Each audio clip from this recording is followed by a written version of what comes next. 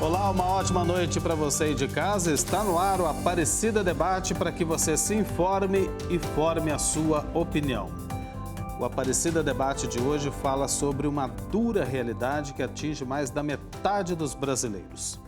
Pesquisa realizada pela Rede Pensan apontou que em 2021, 116 milhões de pessoas no país estavam em situação de insegurança alimentar e 19 milhões passavam fome. O cenário atual é resultado de uma combinação que os especialistas chamam de explosiva. Inflação dos alimentos com alta de 43% entre 2018 e 2021 e o aumento do desemprego. Situação que foi agravada pelos reflexos da pandemia do coronavírus no Brasil. Para nos ajudar a entender melhor o tema desta noite, convidamos para participar do programa de hoje o Daniel Balaban, representante no Brasil do Programa Mundial de Alimentos e diretor do Centro de Excelência contra a Fome.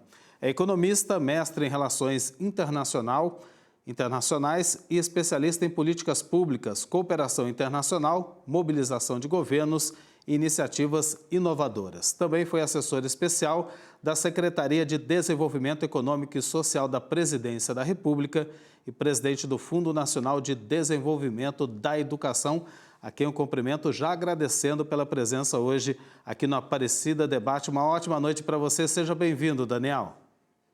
Boa noite, Eduardo. Boa noite, Dom Francisco. É um prazer participar do Aparecida Debate com você. A alegria é toda nossa, como já antecipou o Daniel, também conosco nessa noite, Dom Francisco de Lima Soares, bispo da Diocese de Carolina, no estado do Maranhão, é coordenador do Grupo de Análise de Conjuntura para a CNBB, que é a Conferência Nacional dos Bispos do Brasil. Graduado em Ciências Sociais e Econômicas e em Filosofia, com mestrado em Sociologia e doutorando em Ciências da Educação. Dom Francisco, uma ótima noite para o senhor. Seja bem-vindo mais uma vez aqui ao canal de Nossa Senhora. Tudo bem com o senhor? Tudo bem, aos telespectadores do canal da Rede Aparecida, ao Daniel e a você que está nos acompanhando. É uma satisfação estar com vocês. Bem, como eu já adiantei logo na abertura do Aparecida Debate de hoje, é um tema que diz respeito a muitos brasileiros que infelizmente se encontram nessa situação de insegurança alimentar e milhões passando fome. Então eu vou começar perguntando para você, Daniel, primeiro, para a gente poder explicar e também colocar o nosso amigo aqui de casa na nossa conversa aqui. O que é, afinal, insegurança alimentar? Como é que ela é caracterizada? Pois é, Eduardo. Isso é para que as pessoas entendessem os níveis nos quais as pessoas estão em dificuldade. Então, hoje nós temos 3 níveis de insegurança alimentar e nutricional.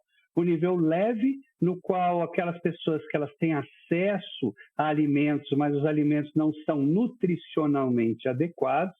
O nível moderado, aquelas pessoas que só têm acesso a alimentos ruins e pouco, ou seja, mesmo não sendo ainda alimentos nutricionalmente adequados, não é 3 refeições, é uma refeição às vezes. E o grave, segurança alimentar e nutricional grave, aquela pessoa que não tem acesso a nenhum desses alimentos. Ou seja, aquela pessoa que agora, nesse momento, está passando fome. Então, como você mesmo colocou, a última pesquisa da Pensan já mostra que metade dos brasileiros já tem algum grau de insegurança alimentar e nutricional, que a gente chama de grau leve, ou seja, metade da população brasileira. E que mais de 20 milhões de brasileiros não têm nada para se alimentar. E isso é um problema extremamente sério nos dias atuais e principalmente num país como o Brasil, que tem uma produção de alimentos, que tem alimentos para todos, mas nem todos têm acesso a esses alimentos. Daniel, ou seja, se entendi bem, são brasileiros que comem mal e tem aqueles que não têm nem o que comer. Seria isso mesmo? Exatamente. Aqueles que comem mal e somente uma vez ao dia, ou seja, uma vez ao dia e mal, ou seja, comidas a que a gente chama de comida trash, ou às vezes um alimento que não tem um teor nutricional adequado. e aqueles que não têm nada, absolutamente nada, que dependem da ajuda, né, de outros para se alimentarem, aqueles que estão nas ruas, aqueles que precisam da ajuda de uma igreja, de ajuda de alguma organização da sociedade civil, que é aquele que está em situação de insegurança alimentar e nutricional grave. E são mais de 20 milhões de pessoas no nosso país atualmente. Dom Francisco, são números que espantam, né? Se a gente pensar aqui no Brasil, que mais de 119 milhões de pessoas comem mal e 19 milhões ou 20 milhões, como disse aí o Daniel, não tem o que comer, é de se espantar realmente. Agora, quais são as causas, Dom Francisco, dessa insegurança alimentar que atinge mais da metade dos brasileiros? Olha, nós encontramos as causas que são diversas. Como bem disse Daniel, nós dissemos isso nas duas últimas análises de conjunturas que apresentamos, seja para o Conselho Permanente da CNBB, quanto para a Assembleia Geral da CNBB. Nós esboçamos isso à luz dos nossos 12 colegas que são membros da equipe de análise de conjuntura das PUC do Brasil. Nós dizemos isso também. E nós apresentamos que a escassez de alimentos, os problemas de abastecimento, a produção insuficiente, a perda da fonte de renda, o desemprego, a pobreza, preços elevados, as mudanças climáticas, tudo isso fizeram com que nós pudéssemos dizer, classificar um pouco como causas, as causas que nós poderíamos apresentar. Se do 212 ou 211, precisamente 211, 700 milhões de brasileiros, 116,8 milhões convive com grau de insegurança alimentar, isso significa, para um país tão grande, significa que algo não está, do ponto de vista da sociologia, é considerado como um disfuncionamento social. Então, algo não está correto. E aí nós vamos verificar, tem várias fontes, tem vários estudos sobre isso, sobre a escassez de alimentos. Como pode falar de escassez de alimentos dentro de um país continental, um país que é tropical, de clima, que favorece a agricultura? Como é que esses problemas podem acontecer? Então, nós vemos que os problemas de abastecimento é que já reproduz as escolas que se apresentam. O último trabalho que eu não coloquei aí no currículo, que foi um mestrado em desenvolvimento regional, né, trabalhávamos sobre a questão do abastecimento. Essa questão ela é muito discutida no Brasil. Se tem alimento, mas não chega a abastecer. E a produção, em alguns lugares, é insuficiente, que poderia ser mais. E a perda da renda fez com que também pudesse acontecer.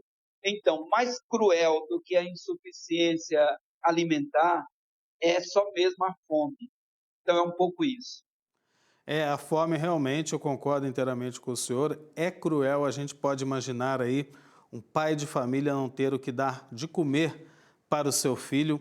É angustiante, é muito triste uma situação como essa, que a gente acabava vendo em outros países, mas não da forma como a gente está vendo agora aqui no Brasil. Dom Francisco, só para complementar essa pergunta das causas da insegurança alimentar, a principal delas, historicamente, o senhor diria que são as desigualdades sociais? Sim. Em outras questões, a desigualdade social, o Brasil é o 8º no ranking apresentado por várias fontes de pesquisa, era da Alemanha. Le Monde Diplomatique publicou, muito recente, que apresenta o Brasil como o 8º em desigualdade social no mundo, no meio de 146 países. E isso é um apelo e é um olhar flagrante que nós encontramos, que precisa-se ser feito alguma coisa, seja pelo imaginário coletivo da população do Brasil, pelo nosso povo, seja pelos nossos governantes, pelo poder público estabelecido.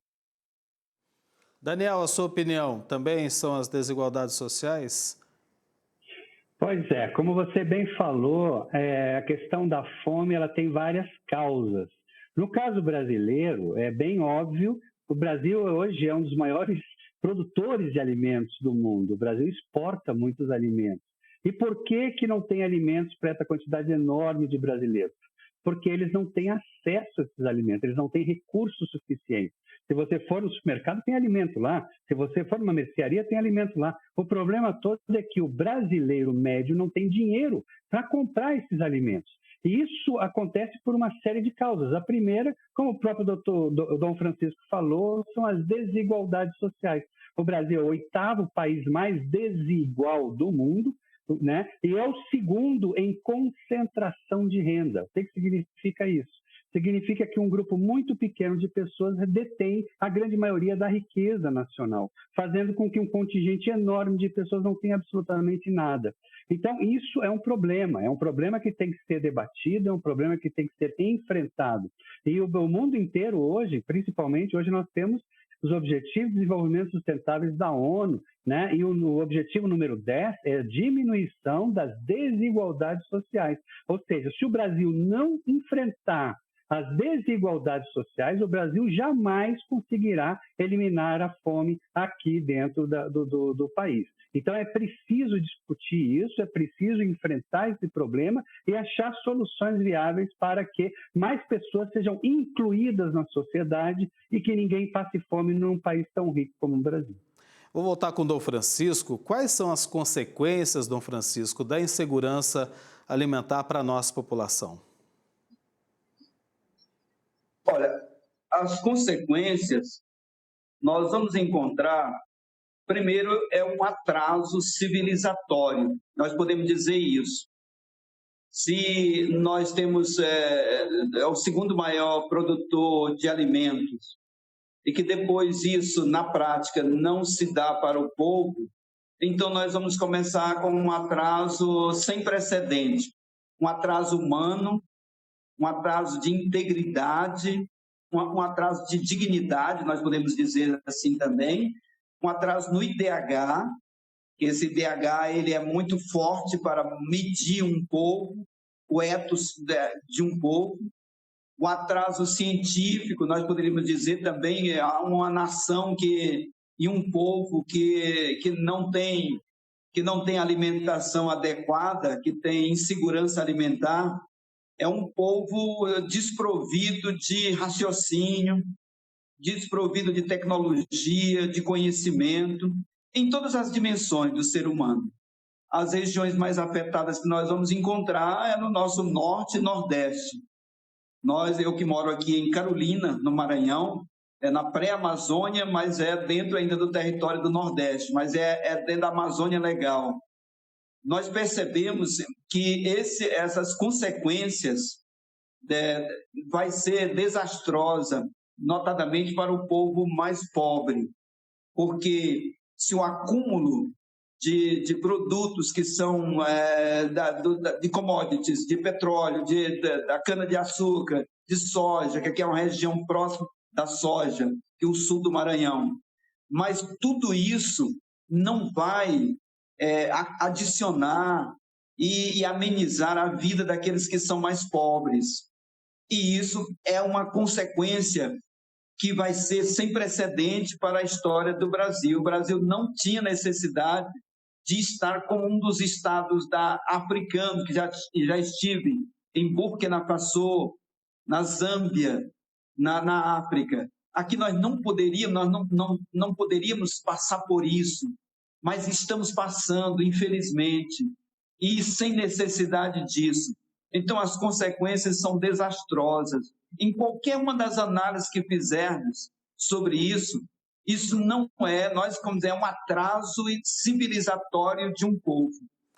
Daniel, eu queria perguntar justamente isso para você, fazendo um comparativo do Brasil com os outros países, o restante do mundo, né? Dom Francisco citou alguns países da África, né, onde se enfrenta a fome há muito tempo, a miséria. Nós também temos o exemplo do Haiti, que é considerado o país mais pobre das Américas, né? Estive lá e vi essa miséria, essa fome de perto e realmente é muito triste. Agora, o que diferencia o Brasil do restante do mundo? Essa é uma excelente pergunta. Nós, enquanto brasileiros, nós deveríamos estar com muita vergonha de termos fome aqui no Brasil. Por quê? Porque o Brasil tem uma capacidade hoje, de produção de alimentos. O Brasil é um país rico, o Brasil tem uma riqueza natural que nenhum outro país do mundo tem. Esses países que o próprio Dom Francisco falou, Burkina Faso, Zâmbia e vários outros países da África, eles não têm alimento. Então, a fome ela é em razão da escassez de alimento. Eles não têm produção suficiente para as populações daqueles países. Por sérias razões, o próprio Haiti, por conta dos desastres naturais, por conta das crises políticas, das crises econômicas e de tudo que eles já passaram em termos de colonização durante a história. Quem estuda história sabe o que os africanos e o próprio Haiti já passou, né, de dificuldade nesse instante. O Brasil ele está em outro patamar. Então, jamais o Brasil poderia estar com pessoas aqui no Brasil passando fome. Isso, hoje, seria uma decisão política de resolver esse problema. O Brasil tem todos os instrumentos, absolutamente todos os instrumentos, todas as instituições funcionando.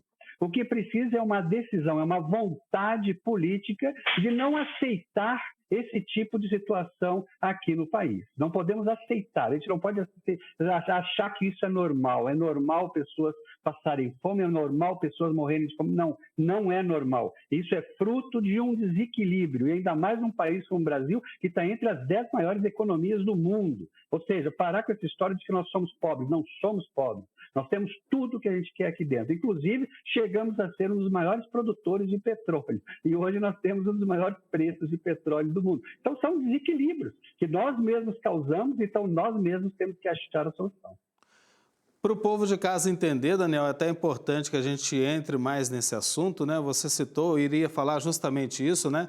O Brasil, um dos maiores produtores de petróleo do mundo, paga uma das gasolinas mais caras do mundo. Um dos maiores produtores de alimentos, paga-se hoje, a gente vê a inflação dos alimentos, 43% de alta em apenas 4 anos, é muita coisa. O que explica essa contradição toda?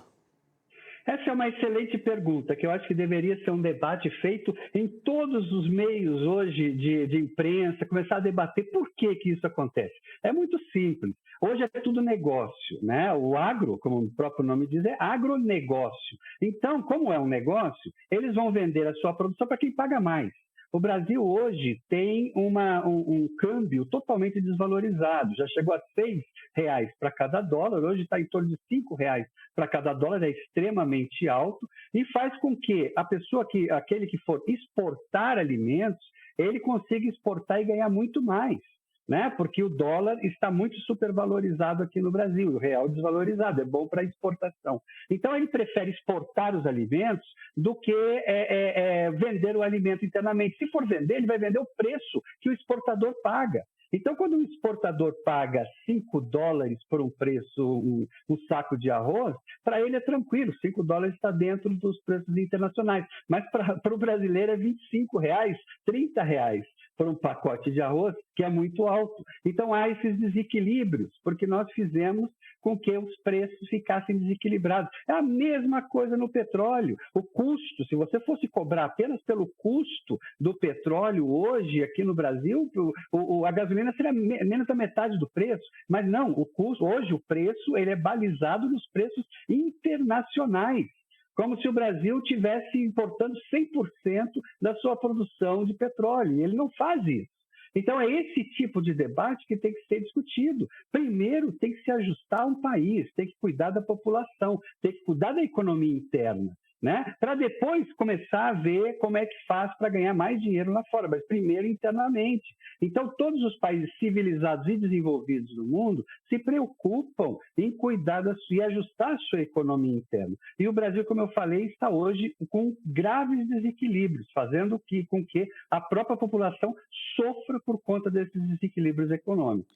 Dom Francisco, então, se eu entendi bem, é bem isso, né? O negócio, o agronegócio, o lucro, eles prevalecem sobre o interesse comum para uma nação, que é o bem-estar da sua população, no caso, para que brasileiros não passem fome. É justamente isso, né? Isso explica essa contradição toda. Exato. Foi muito bem apresentado pelo meu colega. é que a realidade ela é construída socialmente. Então, o empobrecimento, esse estágio que nós passamos no Brasil, notadamente, que se especializou em contradições, em perder, procurando, como foi dito muito bem pelo nosso irmão, é que tanto as commodities, os produtos são desvalorizados. Nós temos muitos produtos acontecendo um fenômeno, como o petróleo, com a soja, com a carne, está acontecendo, e que isso não vem como benefício para a população brasileira. E as pessoas não são pobres, elas são empobrecidas. É a construção social da pobreza, é o laboratório da pobreza, que se desemboca mesmo na fome. E isso é uma situação paradoxal, é uma situação cruel também. E como é que nós vamos observar isso? Isso, para nós, isso é fenômeno considerado, porque não foi sempre um fato social. Desde o início civilizatório com nossos aborígenes, no nosso país, não foi um povo que nasceu sobre a égide da fome ou da insegurança alimentar, mas hoje está sendo previsto um modelo que se estabeleceu, e é um modelo político. Ele se estabeleceu para ser assim. Nós ficamos na sociedade dos descartáveis. Para começar, nós já estamos fora. E aí onde está a raiz desse problema. Agora é interessante, só para a gente concluir esse bloco, para o Daniel e para o Dom Francisco também, não são apenas os empobrecidos, né, como disse o Dom Francisco, que estão sofrendo e passando fome. Hoje a gente percebe que aquela chamada classe média também já não tem acesso a todos os alimentos que tinham antes, não é, Daniel? Ou estou errado? Não, a classe média perdeu poder de compra, perdeu muito da sua renda, inclusive com os salários hoje estão bem menores do que eram há 10, 15, 20 anos atrás, em termos de poder de compra.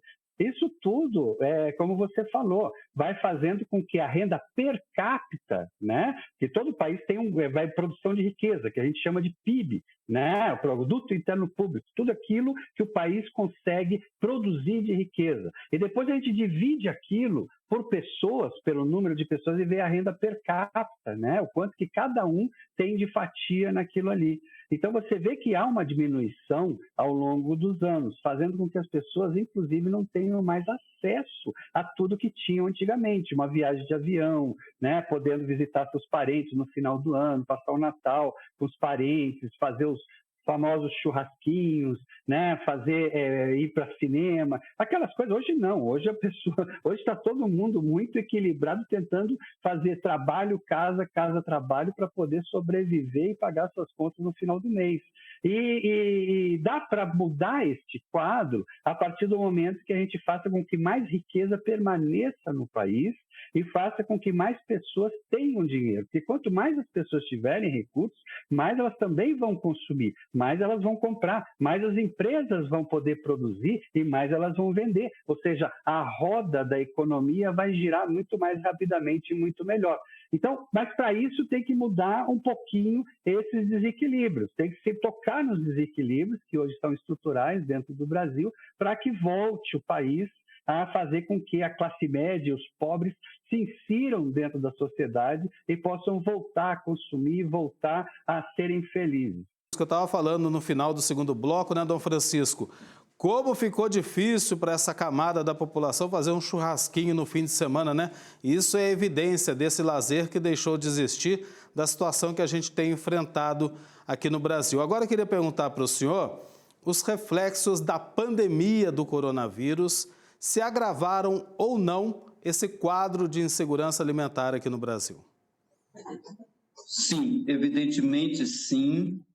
As crises que a pandemia estampou, ela desnudou, a crise econômica que já estava vindo, aí seguido no Brasil de crise ética, de crise de valores, crise política, e isso somente fez ficar mais forte, e nós podemos verificar que o Brasil entrou nesse mapa novamente um pouco mais da insegurança alimentar e da fome, os dois fatores, e até mesmo quando nós comparamos com os países do mundo, em 186 países, nós encontramos, tanto pelos relatórios da ONU quanto da FAO, que fazem a medição dentro do critério da metodologia científica de contabilizar, dos 815 milhões do mundo que passam fome, nós vamos encontrar 19,1, que é 19 milhões e 100 milhões de pessoas, 100 mil pessoas que passam fome no Brasil. E nós vamos verificar que isso representa, o mundo tem 2 bilhões e 300 milhões de pessoas que têm insegurança alimentar. O Brasil tem 116 milhões. O mundo tem 2 bilhões e 300 milhões. Quando nós vamos contabilizar os países, na média geral, o Brasil fica como se fosse países africanos, como países, aqueles que são emergentes. E isso para nós, como disse muito bem nosso Daniel agora há pouco, isso para nós nos deixa estupefato, aturdido. Isso é impossível de perceber como nós, já abeirando um olhar de tanto um IDEB, tanto um IDH, de ser favorável no mundo, nós estamos vivendo numa maneira tão humilhante, tão vergonhosa, tão vexaminosa, que tem país que tem tecnologia, que tem uma terra fértil para a produção, não gastamos muito dinheiro. Passei longos anos, digo, 5 anos na França, e pude perceber como as pessoas fazem tudo para poder retirar da agricultura, desde a Normandia até os Alpes, até as fronteiras da Bretanha, tudo, mas aqui no Brasil tudo não se consegue fazer. É impressionante como não se consegue. Foi especializado na arte de não conseguir fazer, e só perdemos com isso, infelizmente. É como o Daniel estava ressaltando, né, Daniel? Daria um programa só para a gente discutir essas contradições do Brasil e por que a gente, afinal, não consegue crescer e oferecer mais qualidade de vida para a nossa população. Mas a gente vai pautar ainda esse programa e você já está convidado junto com o Dom Francisco, viu? Agora eu queria a sua opinião sobre os reflexos da pandemia do coronavírus, até que ponto que esses reflexos agravaram o quadro de insegurança alimentar aqui no Brasil. Não, é importante que nós entendamos que a pandemia agravou o quadro no mundo inteiro, porque a partir do momento que o mundo se voltou a tentar proteger vidas, ou seja, quando nós enfrentamos uma pandemia, é óbvio que a primeira coisa é salvar vidas, né? Nós temos que salvar as vidas, nós temos que diminuir o número de óbitos o máximo possível. Então está correto o que foi feito, lockdowns, fazer com que as pessoas ficassem para que o vírus não se disseminasse tanto. E, logicamente, quando você faz isso, você tem impactos econômicos. Mas é muito importante ressaltar que o problema brasileiro não é oriundo da pandemia. A pandemia agravou, ou seja, ela fez com que o problema ficasse pior ainda. Mas ele já existiria mesmo se nós não tivéssemos pandemia, porque o Brasil já estava caminhando para esses números que a gente está vendo hoje, por conta dos desequilíbrios econômicos. A pandemia agravou o processo, né? Então não dá para dizer, foi a pandemia que trouxe a fome. Não, a pandemia agravou, mas ela não trouxe. A fome já estava voltando, mesmo se não houvesse pandemia no Brasil. Por quê? Porque os desequilíbrios estruturais da própria economia brasileira estão sendo ressaltados. E é isso que tem que se mexer, porque agora, por exemplo, a pandemia, se Deus quiser, ela está diminuindo e vai acabar, né? Mas nós não vamos resolver os problemas do dia para a noite, porque as pessoas vão voltar a trabalhar, estão todo mundo nas ruas, já está todo mundo muitos já sem usar máscara, né? Mas mesmo assim nós não vamos voltar ao patamar anterior de crescimento econômico. Por quê? Porque o problema brasileiro é estrutural. Então, não adianta colocar apenas a questão da economia como o agente causador dos problemas brasileiros. A pandemia, ela veio e agravou o problema, mas ela não é o causador maior do nosso problema. Daniel, vou continuar com você para falar de um outro problema, porque isso também, creio eu quero constatar com você e com o Dom Francisco, que tenha contribuído também para esse quadro de insegurança alimentar e de fome no Brasil. Estou falando do desperdício de alimentos. Basta a gente ir a uma feira livre para ver a quantidade de frutas, hortaliças que são jogados fora, simplesmente porque não foram vendidos. Como dizem as donas de casa, passou um pouquinho, né, daquele estado natural do produto, então não serve mais para consumir. No supermercado também perde a validade, joga-se fora muita comida. O desperdício também realmente é um grande desafio a ser enfrentado quando a gente fala de insegurança alimentar, né? Foi muito bem lembrado, Eduardo. O Brasil está entre os 10 maiores países do mundo que mais desperdiçam alimentos. O Brasil desperdiça anualmente em torno de 26 milhões de toneladas de alimentos que são desperdiçados, são jogados na lata de lixo. E isso desde a produção, o transporte até o consumo final. Isso faz com que o Brasil tenha um prejuízo de 100 bilhões de dólares, não de reais, de dólares. É o custo desse recurso, desses alimentos que são jogados na lata de lixo. Então, o que nós temos que fazer? Nós temos que fazer uma campanha de conscientização de todas as áreas de produção, desde a produção. Colocam, às vezes, produzem um alimento muito bonitinho, colhe, mas bota naquelas caixas. As caixas amassam o mamão, amassa a maçã. Aí, quando chega na Ceasa, a pessoa não quer comprar a maçã amassada, o mamão amassado, e já não quer comprar. E o que eles fazem? Jogam para fora. Gente, vamos doar, porque nós temos hoje os restaurantes comunitários que para as pessoas que têm menos recursos, nós temos asilos, nós temos hospitais públicos, nós podemos fazer sopões com esses alimentos. Então não vamos jogar fora esses alimentos que não serão comprados. A mesma coisa nos supermercados. Vocês já viram a quantidade de alimentos que perdem a validade nos supermercados e são jogados fora? Então o supermercado ele tem que ver, quando o alimento tiver um mês de perder sua validade, venda por menor preço, diminua o preço do alimento e diga, olha, esse alimento eu vou diminuir, vou vender por 20% do seu preço, porque ele já está com o seu prazo para expirar daqui a um mês. E tem muita gente que vai comprar e vai consumir antes do prazo de vencimento. Para isso, nós precisamos ter estratégia, precisamos ter um pouquinho mais, né, de querer resolver o problema. E esse problema do desperdício é um problema que nós temos que enfrentar para termos um país com fome zero no futuro. E essa lição, rapidinho, Dom Francisco, que a gente está terminando o nosso tempo nesse terceiro bloco, mas eu não poderia deixar de perguntar para o senhor, esse recado vale também para o brasileiro dentro de casa, junto com a sua família, né? Que acaba jogando também comida fora adoidado, né? Exatamente. Existe 41, como disse muito bem Daniel, que 41 quilos por brasileiro. A média que é apresentada aqui de pesquisas mais recentes, 41 quilos por brasileiro. A cada brasileiro desperdiça 41 quilos por ano de alimento. Então, nós temos a cultura do jogar fora, nós temos o individualismo exacerbado, não se sabe da vida do outro e não se quer, ou nós não temos resiliência nesse sentido, nós não olhamos para o outro para poder ajudá-lo. É a economia de mercado e é uma economia de tudo que não se dá certo joga fora. Isso aconteceu nos tempos napoleônicos, aconteceu no Império Romano, aconteceu no Brasil no tempo do café, queimava, jogar fora. Então, porque o que interessa é o produto que esteja com a demanda muito pouca, que tenha a oferta seja muito pouca para poder aumentar o preço.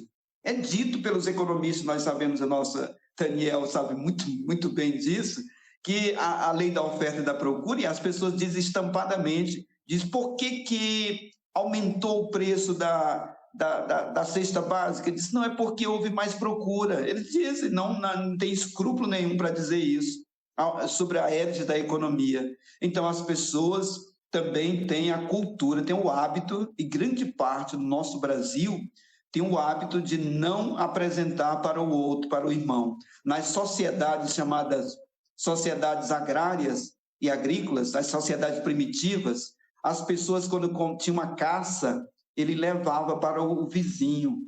porque hoje não, ele coloca no congelador, ele não olha, e às vezes até estraga tudo, mas não olha para o outro está necessitando, mas não olha. Esse estilo civilizatório é que tem feito com que muita gente também pudesse passar fome, existindo produto vizinho tendo, mas ele joga fora, ele estraga. Isso sem contar com os caminhões. Aí vem toda uma história que aí Daniel apresentou, e nas estradas, nós passamos aqui, você pode passar aqui a rota da soja, e aí vai caindo soja o tempo todo na estrada. Eu não sei como é que nós chega, pelo menos, quando no destino final dos 3.000 quilômetros, nós chega algum grão de soja, se fica caindo um tanto daquele na estrada. Daniel, a gente está caminhando para o fim do programa e eu esperava mesmo, né? Quando o tema é importante e relevante para toda a sociedade brasileira, o tempo aqui voa. Mas ainda dá tempo da gente, pelo menos, perguntar para vocês dois qual a previsão para o futuro, diante do cenário que a gente está vivendo hoje. É pessimista ou a gente pode dizer que tem um certo otimismo aí também? Eu acho que nós falamos sobre problemas, né? A gente ainda não teve tempo, né, de falar sobre as soluções. Eu queria dar uma mensagem de esperança, porque todo problema ele tem solução, desde que nós queiramos resolver esse problema. Eu vou dar alguns exemplos. Por exemplo, nós tivemos a pandemia e nunca na história do mundo havia sido conseguido fazer uma vacina em menos de um ano. E o que aconteceu? Todos os cientistas do mundo, de vários países, com vários recursos, se conscientizaram de que era importante trabalhar 24 horas por dia para conseguir a vacina. E o que aconteceu? Eles conseguiram a vacina. Nós estamos todos vacinados, o número de mortes caiu drasticamente. Por quê? Por conta da vacina, por conta de que eles lutaram para conseguir, eles quiseram resolver o problema.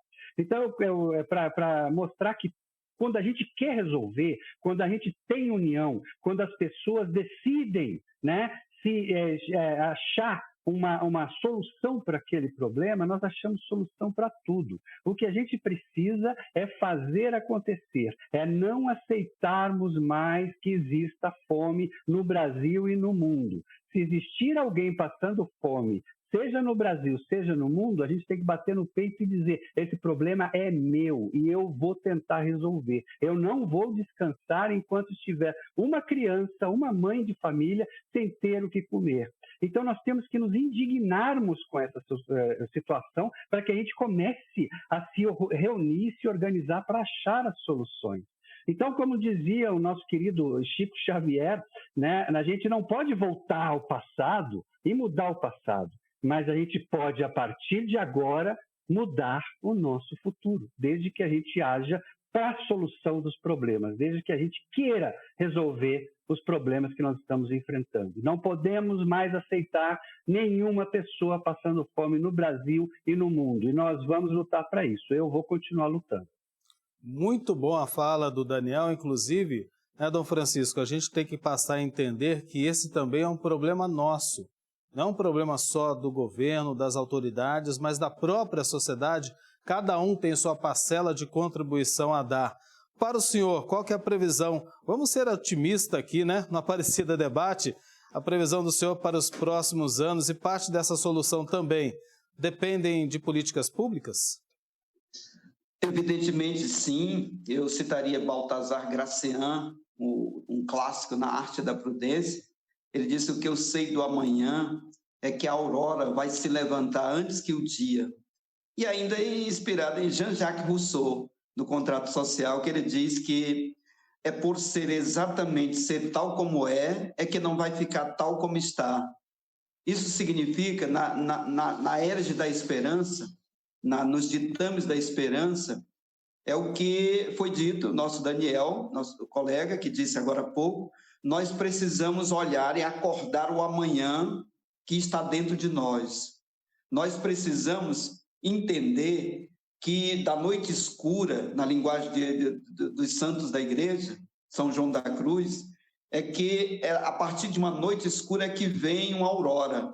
Então nós precisamos, não é possível que o estágio civilizatório do homem racional se perca com a crise da racionalidade e entenda que não há mais saída. Nós não podemos apregoar a teoria do caos, de dizer que não dá certo.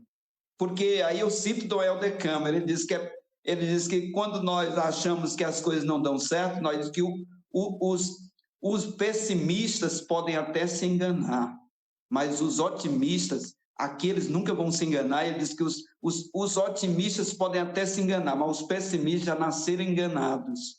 Por isso, acreditamos que um dia o imaginário coletivo de um povo tão bravo, e aí eu finalizo ainda citando ainda o Patativa do Assaré, na música do Luiz Gonzaga, A Triste Partida, que ele diz: faz pena o nortista tão forte e tão bravo, viver como escravo no norte e no sul. Não é possível que isso possa acontecer. Tem que sair ter uma janela, ao menos para o alto, como saída para cada um de nós.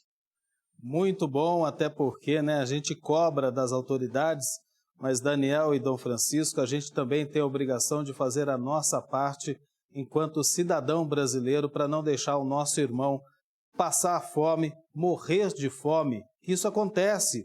Por incrível que pareça, isso acontece no nosso Brasil.